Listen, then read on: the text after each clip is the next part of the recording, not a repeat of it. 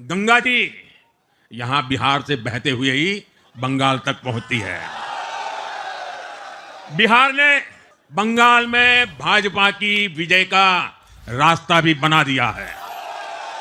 गंगा जी बिहार से होते हुए ही बंगाल पहुंचती है। जब पीएम मोदी ने बिहार में प्रचंड बहुमत के बाद ये बयान दिया, तभी समझ में आ गया था कि बीजेपी की अगली नजर अब सीधे सीधे बंगाल चुनाव पर है। उधर बिहार में जीत का जश्न चल रहा था और इधर कोलकाता में शुवेंदु अधिकारी बंगाल फतेह की रणनीति तैयार कर रहे थे।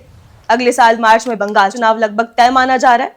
बंगाल में कुल 294 सीटें हैं, जिनमें से वर्तमान में टीएमसी के पास 213, बीजेपी के पास 77 और बाकी 3 सीटें अन्य के पास है। लेकिन इस बार बीजेपी पहले से ही कहीं ज्यादा आक्रामक तैयारी में है और नजर आ रहा है कि टीएमसी भी इस बार खौफ में है। पीएम मोदी के बयान के बाद टीएमसी तिलमिला उठी थी और कहा था कि वहम में मत रहो, बंगाल तो हमारा ही रहेगा। बंगाल में हिंदुओं की स्थिति कैसी है ये तो ना आपसे छुपा है और ना मुझसे। वहां तो सालों से यही कहा जाता रहा है कि ममता का जंगल राज चलता है, इसलिए कोई खुलकर आवाज उठाने की हिम्मत तक वहां नहीं करता।